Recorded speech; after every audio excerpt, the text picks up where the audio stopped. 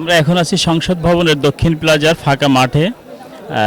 ইতিমধ্যে আপনারা জেনে গেছেন যে সাবেক তিনবারের প্রধানমন্ত্রী বেগম খালেদা জিয়া গতকাল 6টায় ইন্তেকাল করেছে।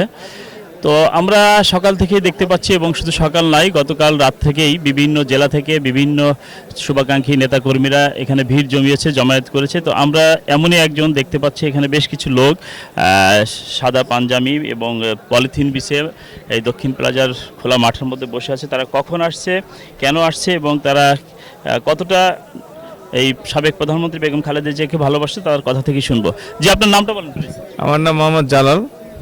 কোথা থেকে আসছেন, কবে আসছেন? আমি তেজগাঁর এই এলাকারই লোক।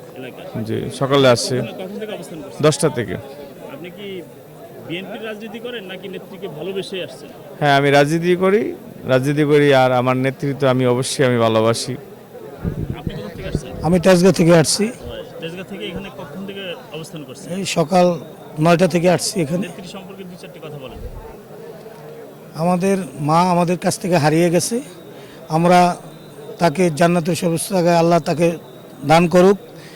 আর আমাদের ভারপ্রাপ্ত চেয়ারম্যান জনাব তারেক রহমান এই শোক কাটিয়ে যেন এই বাংলাদেশের সকল মানুষকে নিয়ে যেন একটি সুন্দর দেশ গঠন উপহার দিতে পারে, আল্লাহ যেন তাকে সেই তৌফিক দান করেন। আমরা সকলে তার জন্য দোয়া করি এবং তাদের জন্য দোয়া করি। দেশের জন্য কি রকম ক্ষতি হয়েছে বলে আপনি মনে করেন? এটা তো আমরা আসলে ভাষায় প্রকাশ করতে পারবো না।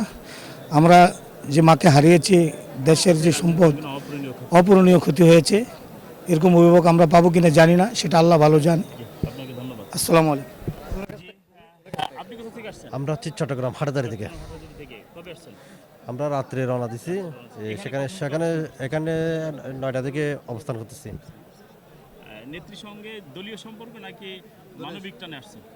দলীয় মানবিক উভয়টাই ধরতে পারেন। দুটি কথা বলেন।